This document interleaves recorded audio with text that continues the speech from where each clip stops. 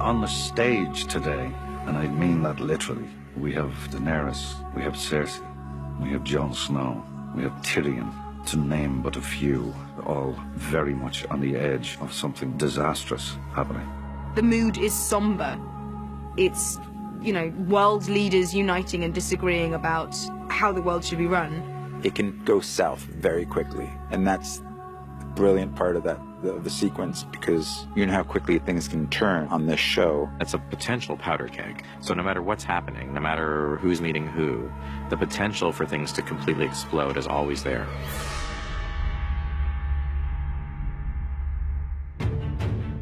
The Dragon Pit is probably one of the most essential sequences in all of Game of Thrones. Tyrion and his posse, they know they're entering a dangerous place, and they know they're taking a risk coming here.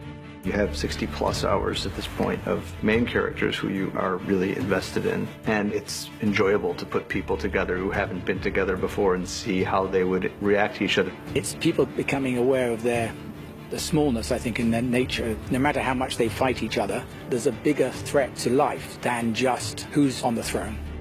You can say to anyone, you know, this disease is coming, but until you can show them evidence, they won't get past their own smaller problems to fight the big problem. These things build over time, you know. It takes 70 hours to get to this point. It takes 70 hours for the story to allow this scene to happen. There's a momentum that's up now which doesn't stop. So that's really exciting. It's incredible because I am the new kid on the block. And I've seen these guys for 6 seasons now. Then all of a sudden being part of the scene, I think this is going to be one of the scenes of this season. The Dragon Pit epitomizes the central challenge of Season 7, where we have, I don't know, a dozen of our principal characters all in the same place, many of whom haven't seen each other since a very dramatic incident years before between them. So that scene was incredibly tricky to write and incredibly tricky to film. You want to be able to service all of these characters, and that was tremendously fun to plot out. Conflicts between people, friendships between people, which ones you wanted to highlight and which ones that you're going to have to let fall by the wayside. You have, you know, it seems like dozens of little mini scenes. So we had to find great moments and character interactions and story for all of these characters. It was just so much fun to write for all these guys together. It kind of forced us to really explore what the different tonal variations were in those reunions. You know, it's trying to keep an eye on what they're all there for. I mean, they're all there for a reason, which is to discuss the possibility of an alliance and whether that's even possible with these people who have so many reasons for hating each other and so few reasons for trusting each other. Welcome, my lords. For Pod to see Tyrion, I mean, that guy was the most important person in the world to him. He was the only person who'd given him a chance. I'm glad you're alive. There's something very sweet in it. And amongst all the big stuff, the small stuff still happens as well, and that's what adds to the texture of the show. I think that stuff's never forgotten about. What's in there? Fuck off. There's a really wonderful moment where Brienne spies the Hound. And she realizes that she has to sort of apologize, maybe for nearly killing him, maybe. But she also brings to him the news that she knows he wants to hear, that Arya is alive and Arya's home. Oh, that was a relief. Yeah, of course. And a concern, is she all right? Who's protecting her if you're here? The only one that needs protecting is the one that gets in her way. And then it turns out that we don't need to worry about Arya, because I've taught her everything. What I love about Tyrion and Bronn's relationship is they know exactly who they are. Tyrion prods him a little bit about how much Bronn is doing things out of self-interest. Don't you worry about me, I'm doing all right. Looking after myself. Are you? Helping me to arrange this meeting wasn't exactly looking after yourself, was it? It's your head Queen Cersei's offered a bag of gold for us, not mine. Knocks on his tin heart a little bit. Knows there's something in there. It's good to see you again. Yeah, you too. You have Cersei seeing Tyrion for the first time in a long time, her mortal enemy. So the first time they lock eyes when she walks in, that's a moment. It's really awkward. It's like I know family reunions for everyone are very awkward, but let's just say the Lannisters are a complicated bunch. She's held him responsible for the death of her mother and the death of Joffrey and her father. You know, she can't really take responsibility or deal with her own grief. She has to just blame everybody else, and that's part of her pain too. Lena gives me a look that I never want to see ever again. It's, yeah, it almost flattened me. I wanted to hide. Met my brother. That was good. I had a standoff with him, which was great fun. That was great. Ignoring a very serious situation, the Hound just goes straight to him and goes, basically, you and me, pal, we haven't finished. You're getting it. There's a non-verbal 4 or 5 second thing between Cersei, Jaime, and Brienne. That's not even a line of dialogue. It's just a little mini scene built out of looks. It's sort of like one of the worst things that happens to you at school. I think it's Brienne's idea of absolute abject hell. Fighting the Hound wasn't abject hell, but a moment of having to deal with Jaime and Cersei is the most excruciating thing that could possibly happen to Brienne. She arrives with the Mountain and Jaime and like you say, the Kingsguard, and she's, you know, pretty fierce. And then she realizes that Dany isn't here, and that pisses her off, obviously. And then, of course, Dany arrives on Dragon. You know, I take Fashion Be Late to brand new heights.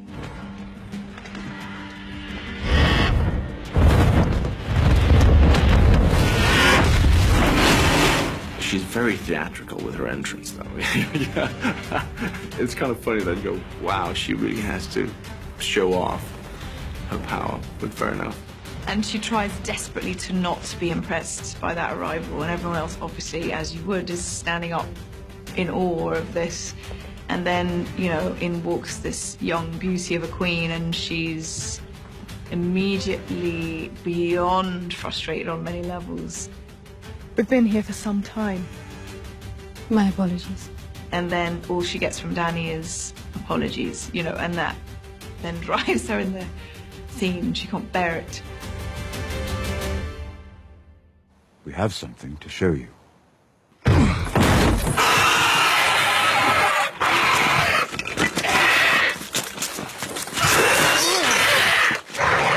Well, for me, being a horror nerd, I was slightly giggly, so I was like, oh, my very own zombie.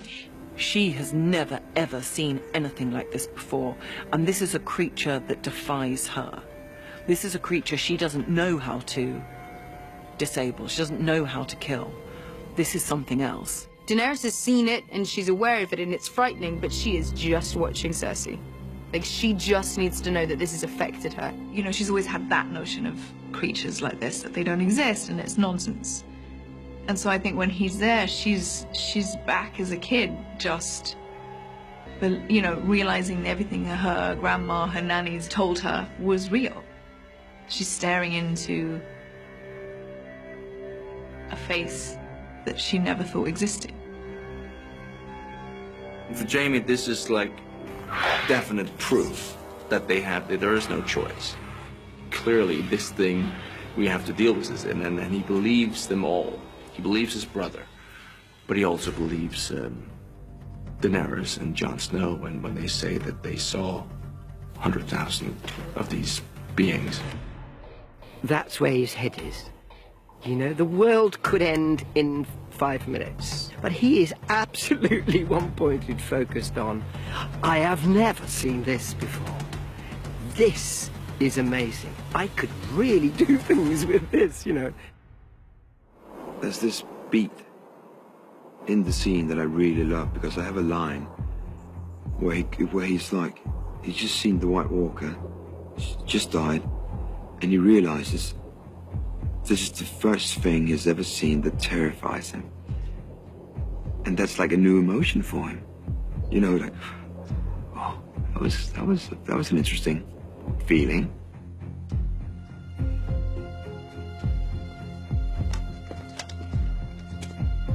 I'm going back to my island.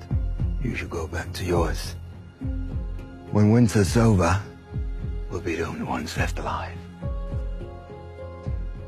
And then it all rests. Her dragon's death, everything rests on Jon Snow just lying. The Crown accepts your truce. In return, the King in the North will extend this truce. He will remain in the North where he belongs. He will not take up arms against the Lannisters. He will not choose sides. They got a plan of action. And then it all kind of falls apart with Jon's honor again. It's like, come on, dude. Like, it's all you gotta do. Just this one time, just tell a fib, and he can't. He just can't. Like, that was the bad move. That was a bad choice, but thanks so much. I am true to my word. Or I try to be.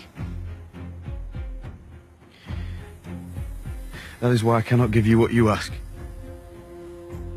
I cannot serve two queens. Tyrion, knowing his sisters so well, knows that that's not going to go over well.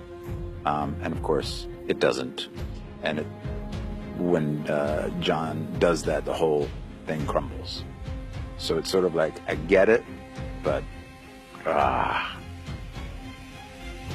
Then there is nothing left to discuss. It is so much fun with all of us all together. Having been isolated for so long, and then suddenly, boom, I'm working with everybody. It was quite kind of event for me. I loved it. It's lovely. It's all of us being together. So we're all kind of, you know... That was really exciting, because we are all just a big, happy family. And that extended to after work, unfortunately, because we had way too much fun. You know, usually like here, you're on set and then you have a couple of other actors to hang out with. Suddenly we were like 10, 15 at the same hotel. It was just a recipe for disaster. But it was fun, though. Having been so invested in the show for so long, for so many years, it's just so thrilling. And I was personally very excited to finally meet Daenerys. And I hope for the fans that they see a satisfying realization of what I think they've all been maybe waiting for, is for these worlds to be collided. Those 10 days were 10 of the most enjoyable days I've ever spent doing this show, because it's all these people having such an excellent time just being in each other's company. I will never forget those days on that set. They were outstanding.